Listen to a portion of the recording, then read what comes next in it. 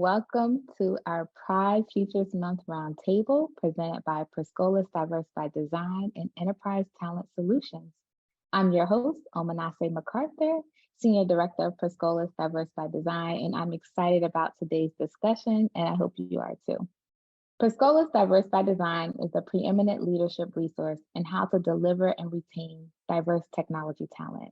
We underscore the importance of action through data, insights, and partnership to improve the tech industry, leading to increased innovation, greater productivity, higher retention, improved decision-making, and better business outcomes.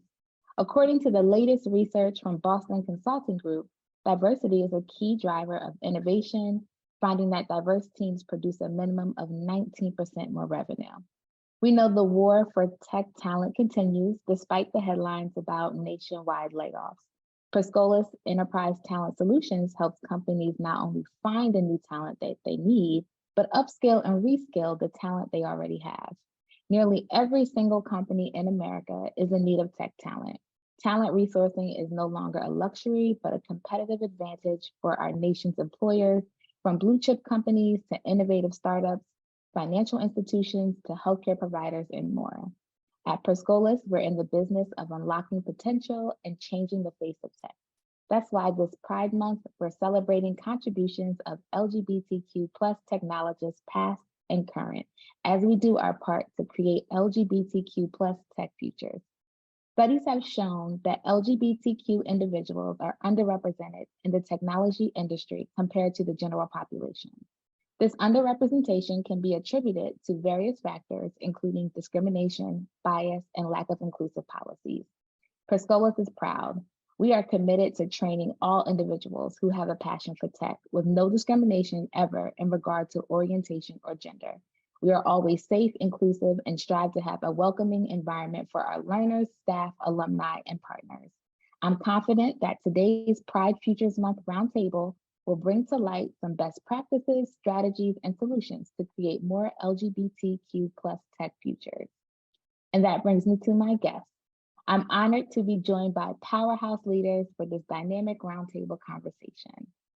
First, I would like to welcome to our virtual stage, Zach Anderson, CEO and co-founder of Zaddy Solutions, an LGBTE certified technology recruiting firm and chapter head of Out in Tech, a multinational nonprofit focused on supporting LGBTQ plus individuals in the tech field. Thank you so much for being here with me today, Zach. And next, please join me in welcoming our very own Per Scholian, Sierra Harvey, Senior Director of Alumni Engagement and Training. She brings with her over 12 years experience in the nonprofit sector and expertise in strategic planning, innovation, project management, and relationship development. Welcome, Sierra, and thank you for joining us today as well. And completing our roundtable today, I would like to welcome Mike Casey, co-founder and Chief Technology Officer of VET.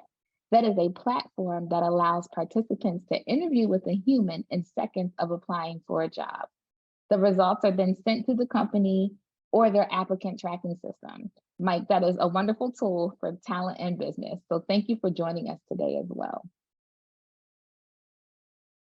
When you think about people in the LGBTQ plus community, who inspires you all to be your whole self? I am personally inspired by Angelica Ross, the actress, CEO, and founder of the nonprofit organization called Trans Tech Enterprise. One of their goals is to reduce instances of discrimination, concentrating on trans and gender nonconforming individuals. Trans Tech is a co-learning and co-working community that empowers trans, lesbian, gay, bisexual, and queer people and allies with practical career-ready skills. Her ultimate goal is to bring economic empowerment to marginalized communities. And that's a goal that I can agree with and fully support, that I enjoy supporting. Sierra, who has inspired you to be your whole self? Wow, Angelica Ross is definitely a good call. Yes, my favorite. I pondered heavily on this question, and I truly couldn't identify any one person, largely because it's not one person who inspires me, rather the actions of many individuals, particularly trailblazers, and the perseverance of those trailblazers. And I view that perseverance as bravery, bravery in knowing who they are, what they stand for, and standing up for that in just end. That is what kind of fuels me to bring my full self. So the people that come to mind off top would be Audre Lorde, the Black lesbian warrior poet, right? Willie Ninja, the Yes. godfather of Vogue. And I don't mean the magazine, but it's what Willie Ninja established that allows me to go in and get my tens across the board. And thinking about Barbara Jordan, who became the first African-American elected to Texas Senate in 1966, and then going on to be the first elected into Congress in 1972. But representation matters in so many different aspects. But again, it's their perseverance and dedication to who they are and what they stand for and being proud in that and moving forward. So that is what I choose to Yes. I day to love that, day. Sierra. Yes, kicking us off well. Yes. Zach, who inspires you to be your full self? Man, Sierra, you went with a bunch of different people, and I had to get, I'm going to get mine down to one. Um, Angelica Ross is definitely a good one, especially with her being in technology. She's a software engineer herself, so Mhm. it's really good representation. For me, with creating my own brand with Zaddy Solutions, I really look up to RuPaul because she's a very 360 type of person that will admit her faults as much as she can glam up and be this ethereal, like perfect character. She's not. There's the RuPaul in heels, and then there's the RuPaul with the Mhm. bald head and Mhm. out of drag, and will admit when he has she with the wig on, he with the wig off. Um, uh, has actually made mistakes, and I'm not a perfect human. There are a lot of, I mean, we will always be learning, and she's done that. You can see that through her show Drag Race with some of the other projects that she's done. She's really created a brand for herself and a lot of the folks she's had on the show, and it's really changed the narrative around drag, transgender folks, the expression of art, being able to actually go out there and do something you love and make money from it. I like that, Zach. Good example. RuPaul and that accountability factor that she or sometimes he brings every single time, even in the shows I've watched that she has done, has been wonderful. Thank you for mentioning that. Mike, tell us who inspires you to bring your full self. Yeah, so mine was really rooted. I try to think about the technology sector in particular, and I really almost wanted just to kind of steal Sierra's, right, where it's kind of this a combination of people, because I feel like it evolves too over time on where everyone's at kind of with their journey. But Mhm. but Tim Cook comes to mind in particular because I remember as a young adult, just kind of getting my start in technology almost a decade ago. Him, publicly coming out and basically saying that by just staying silent, that was not good enough, and that he was responding to notes from children who were basically getting, kicked out of their house, and he was like, I need to step up for as a leader of the largest, profitable corporation in the world, and basically set a good example, and really kind of make my voice heard because I have this tremendous platform. And so that's one person that comes to mind. Obviously, Apple is a company, they do a lot of initiatives and such, but coming from that background of being very, very privacy focused and also just from the South, I just really appreciated his leap of courage coming forward, when he didn't necessarily need to. Thank you for sharing that, Mike. That's someone I didn't even think of when I was thinking of like who really inspires me. But yes, I agree. Thank you for sharing that. Those were all inspirational examples, and some of the people, if not all of them, that we have mentioned have faced significant challenges or barriers to entry or advancement and inclusion, especially in workspaces. So, what challenges do you feel are present in the workplace today for those part of the LGBTQ plus community? And what steps may have some of you taken to overcome or address those challenges? Zach, as a professional recruiter with over a decade of experience, can you share some challenges that are encountered in workplaces for LGBTQ plus talent? Sure. I think the biggest piece is the mentorship factor, Mhm. because I mean, I went to college, got a 4-year degree and in marketing, and I kind of stepped out and I was like, all right, I know the 3 P's of or 4 P's of marketing. Who's gonna give me a job? Like, it took people taking me under their wing and realizing that I'm a hustler. I was working 2 jobs, and somebody took me under their wing that I actually that I actually kind of identified with, like not completely, but it was a mentor. He was a gay male that was Southern that ran his own company, and I was like, I want to know who you are, how you did what you did, and not necessarily that I wanted to run my own company at the time, but it was I just saw the success and how I just wanted to kind of absorb all the good things about Mhm. that. But I would have never gotten there if I wasn't able to be my whole true self, because in order to overcome a lot of the obstacles that we face in the LGBTQ spectrum,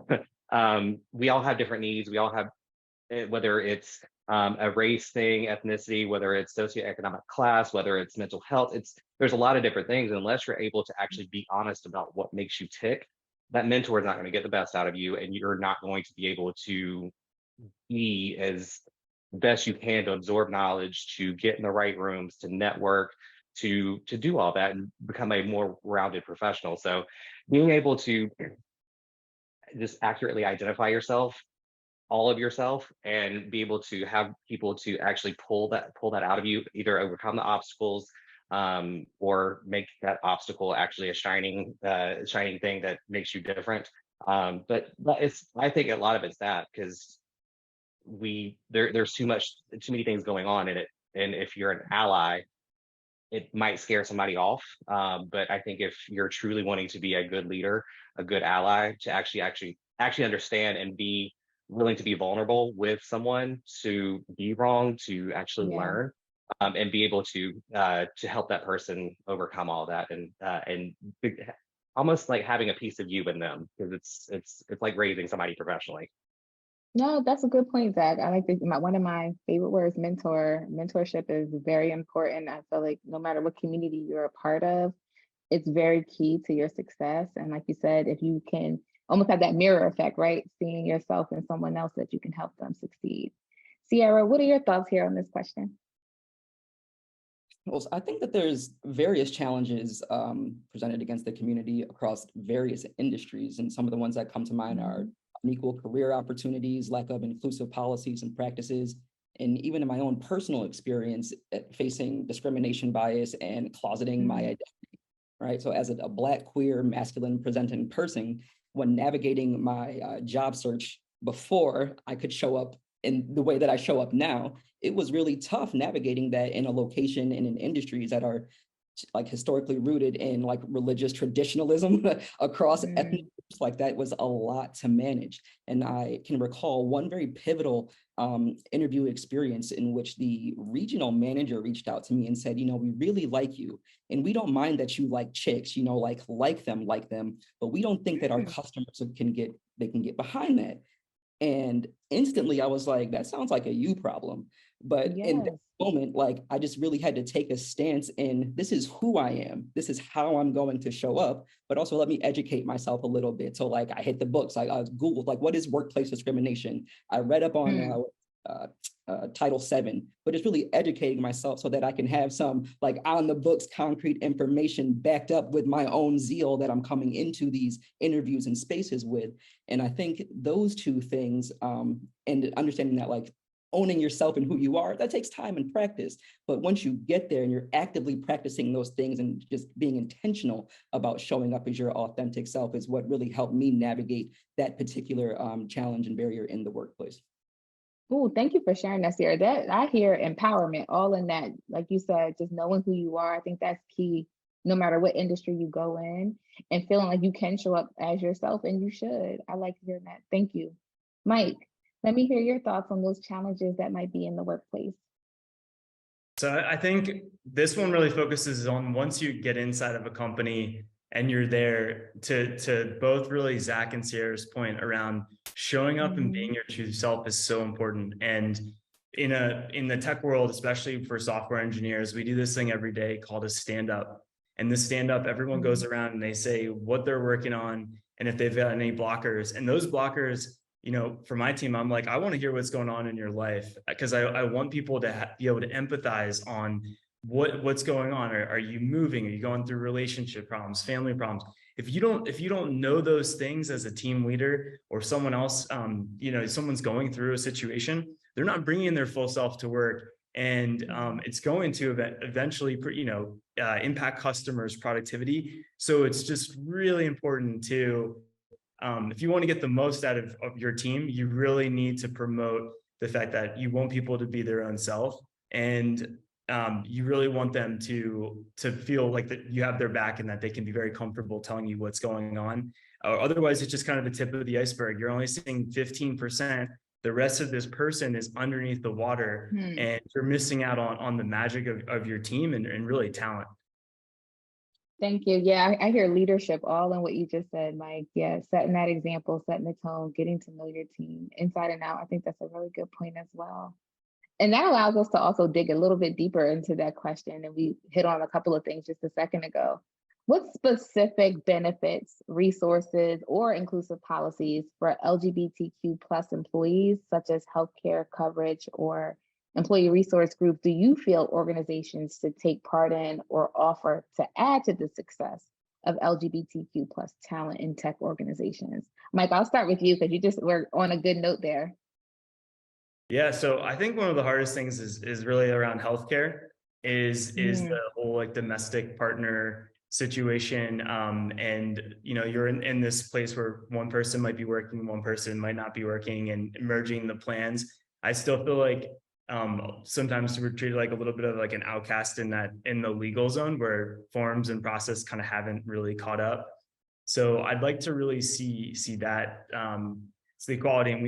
And I know Zach and I have a mutual contact who actually is working on an awesome startup called Equality MD, Justin Ayers, who's actually working on that mission. So I think that's where companies have all the most room to grow, is just basic benefits that are a little bit more simplified for other folks. That's a good point. Thanks for lifting that. And we do need to see that more. And I can understand how policies, healthcare in itself, of course, we know comes with a barrage of some things in there that we may not all be fond of. But yes, healthcare benefits are very important to all people and how they're set up. So I completely agree. Zach, what would you like to say here in response to what specific benefits, resources, or inclusive policies would be beneficial for LGBTQ plus employees? Yeah, that's a very multi-layered answer, depending on how, and when people start down this journey, I don't try to throw the entire the entire list at them, because I mean, just baby steps. If you're just wanting to improve, just start with the low-hanging fruit. Set up a employee resource group or a business resource group, or have one that's in your community that you can attach your LGBTQ workers to. Domestic partner benefits, being able to have that. Also choosing health insurances that cater to the specific needs that our community needs. Like the one of the last companies I was involved with, their health insurance company would not even cover PrEP, the pre-exposure to HIV, but they would cover post-exposure to HIV. So I'm like, so I have to get HIV for you to then cover me? No, thanks. So that kind of stuff, adoption, being able to actually, for couples or single folks that want to actually adopt a child, help there. And then also having access to people transitioning, having access to healthcare and physicians that will provide the accurate care for folks transitioning, and also the post care as well, with the hormone replacement therapy and things like that.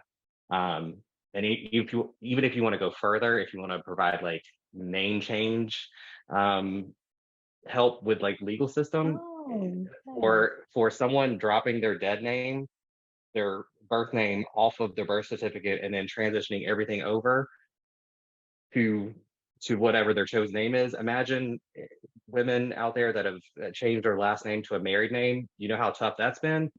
Yeah. Do that times 5. It's absolutely awful.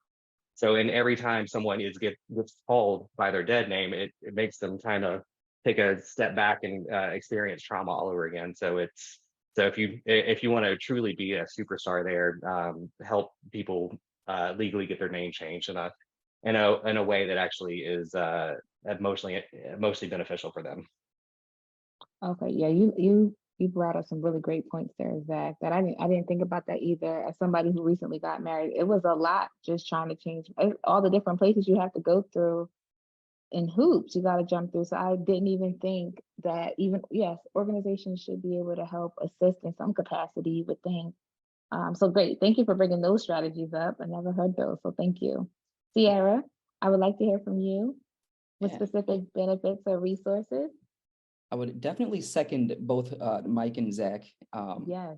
Particularly around the healthcare and the benefit sharing. Like benefit sharing is so outdated, and even though same-sex marriage is legal in many places, LGBTQ plus families, among others, are not based around marriage for a variety of reasons. Being able to have access to those resources is super important. And I think some additional low-hanging fruit is inclusive training and education, right? Organizations should provide diversity and inclusion training that specifically addresses LGBTQ plus issues. And ultimately, that'll help foster understanding and empathy in the workplace among the existing employees. And then it shows externally that that is the culture within, inviting more of the talent within the community to potentially apply within that organization. And just really putting their money where their mouth is and showing support for LGBTQ plus causes and events. Like I know our Charlotte location here with Per Scholas is really good with that, but it doesn't take much to be a vendor, table an event, just show your support for the community with like organizations. But pride events, LGBTQ plus community initiatives, and relevant nonprofit orgs should all be coming together to show that solidarity, because we are people, right? Like we are all people at the end of the day. So let's just knock down those barriers and be more collaborative across teams. Sarah, I feel like I'm gonna have to call on you to host a session or something. You made some good points. How does your company engage with LGBTQ plus community regarding partnerships or sponsorships or outreach efforts? Zach, tell us a little bit about what your organization might be doing here. So we intertwined ours to our DNA. We are LGBTE certified through the National Gay and Lesbian Chamber of Commerce, which we have to go through a ton of work to make sure that we're owned and operated at least 51% by folks that identify as LGBTQ. It is not a fun process, but I understand the process because we want to make sure that we're accurately identifying the businesses that are. Beyond that, we were one of the founding sponsors to Charlotte Gamers Network here in Charlotte, which is, I mean, just what it sounds like, gaming both online and offline for people across the spectrum. Like that is the most diverse crowd I have ever seen, and I'm here for it. It was great. And beyond that, we also just did a sponsorship for the North American Cup, the International Gay Rugby tournament that was just here in Charlotte. We were able to sponsor one of the fields. So between that, us being involved in out in tech, we pretty much try to make sure that we have our fingers on the pulse of what all is going around. I like all those suggestions, and that's more low-hanging fruit. Like Sierra said, just sponsor something, come together, have a table. Mike, what are you doing at your organization or yourself in terms of sponsorships or opportunities for the community to increase representation and things like that for the community? Yeah, just wanted to give a shout out actually to the Charlotte Gamers. I actually almost got a job offer from that going one night. And just literally having conversations, and people were so willing to just like connect me with other people in other cities. So go to those events. You never know, just even if you're going there to game, you just never know what's going to come out of them. And people in the community are awesome there. So in terms of resources, so our company is all about the human. And it's funny because like as humans, we've thrown so much technology into the recruitment mix, chatbots and AI and all of these things that are kind of creating this wedge in between the human and their goal of getting a job in tech. And so for us, we make an effort to go out and bring on a bunch of interviewers onto our platform that represent all walks of life. And the primary goal being is because those are who our applicants are, and they need to reflect that for the companies that they're looking at. So it's really just kind of across the board. We make a huge effort to make sure that we are representing the entire United States when we are bringing on our global network of vetters. As a small startup, I would say we don't have a lot of official programs yet. But I think, as we grow, they'll become more relevant as the base of employees kind of becomes larger. So we actually have staff dedicated. Like, we don't really even have an dedicated HR department quite yet, which is common in a lot of startups. So we are really leaning into the tech community as a whole to kind of piggyback off of their community groups. Oh, that's a good angle to lean on, like creating those partnerships, in other words, then. I like that idea. That's great. So when it comes to the recruitment and retention of LGBTQ plus talent, what do you find to be the most impactful strategies for organizations that they can do to increase representation for the community? Sierra, tell me your thoughts there. So the first thing that comes to mind is just diversify your recruitment efforts, right? Like, actively promote jobs within the community at those establishments on websites that we're frequenting. But again, just being where the people are. And when you're doing that, ensure that the language that you're using on your job posting is inclusive as well. And that itself takes takes work, because people think that their words aren't offensive or it lands in an appropriate way, but that may not be the case for all audiences. So maybe even taking a step back and identifying what the right words are for your organization that represents you across communities in a really inclusive way are the two things that really come to mind for me. So diversifying the efforts, making sure that the language on those job postings is inclusive, and then making sure that all of that leads to the interview process, right? So people see it at their local establishment, the language it's resonating with them, and that needs to carry over into the interview process itself. So how I mentioned before, training the trainer, making sure that the people on the interview panel have the not appropriate, but that these interviewers and hiring managers are their biases are reduced, like reducing that unconscious bias towards LGBTQ individuals that are applying, and incorporating those diverse interview panels throughout that process as well. Mike, as someone who has a platform such as yours, such as VET, can you talk to us a little bit more how recruitment and retention strategies when it comes to LGBTQ plus talent organizations can be doing to increase representation?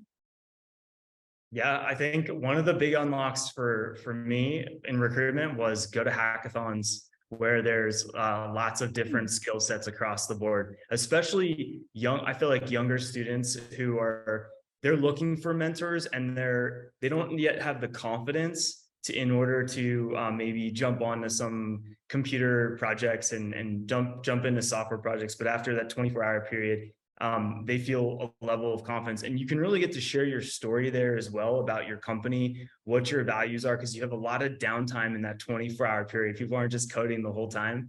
And you meet people who could be future designers. You've got product folks there. You have software engineers, DevOps people.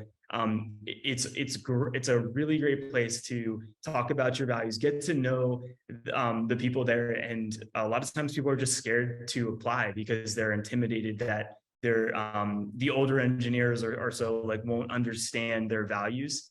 And it's important if you want to get yourself out, you just need to be part of those events. That's a good point too, just to be a part. I agree.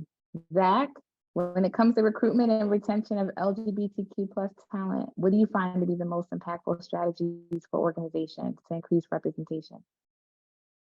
Little bit of self-promotion, hire Zaddy Solutions to help you out. That part.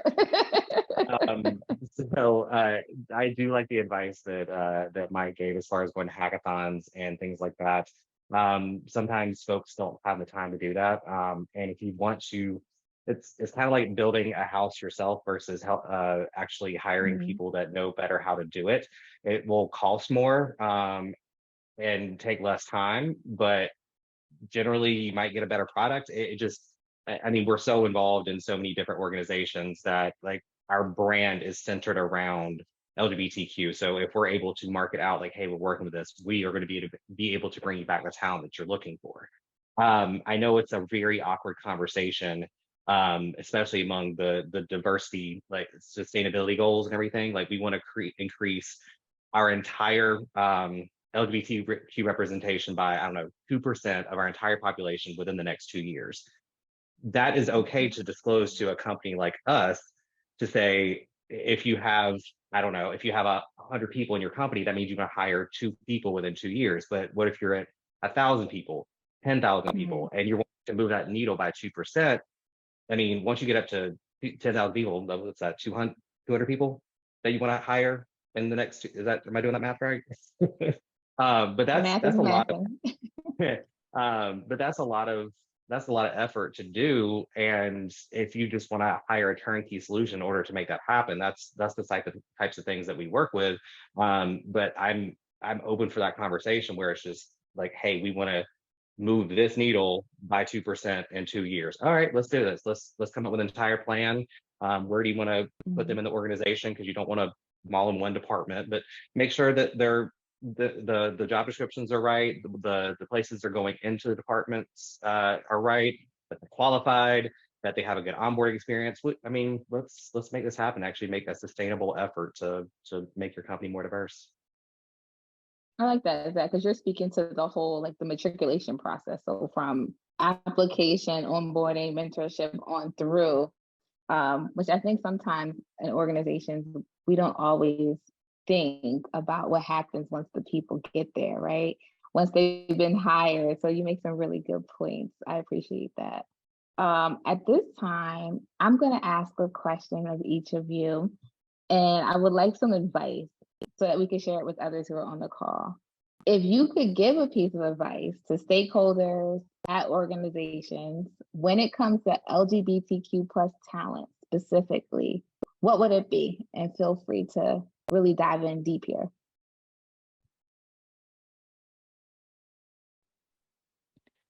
So what comes to mind for me is being intentional about creating an inclusive and supporting environment.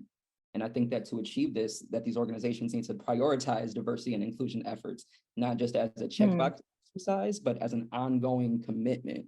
And so this is going to require like active listening and seeking the input and experiences from their LGBTQ plus employees and taking concrete actions to address any barriers that we may face.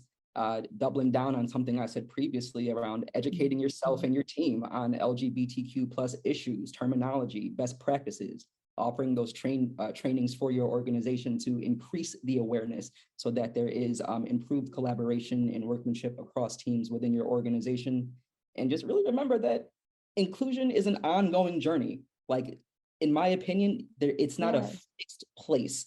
It is forever evolving because we as people are forever evolving. So understanding that, yes, your company may have policies, but your policies need to be able to be adaptable to the times, to the environment, to your industry, in order for that organization to continue to scale and grow. Oh, all good points. Yes, I agree. Who would like to share their piece of advice? To go back to what I was answering as far as the attracting talent. So DEI, diversity, equity, inclusion. What the advice I gave in that last segment is purely diversity. That is a quantifiable thing where you say, I want to increase my population by 2%. What Sierra was referring to is equity and inclusion. The E and I is actually what the retention policies are around and keeping people there. The word that Sierra said that I really want to underscore and expand on is intention.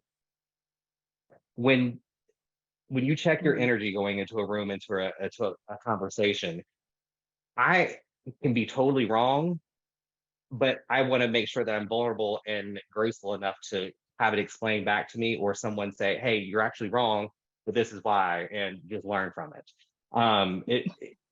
it's the ongoing journey. Like I mess up all the time, but the way I actually learn is by messing up, going into a room like, hey, I'm a little new here. Can someone explain this to me? That is totally okay to say.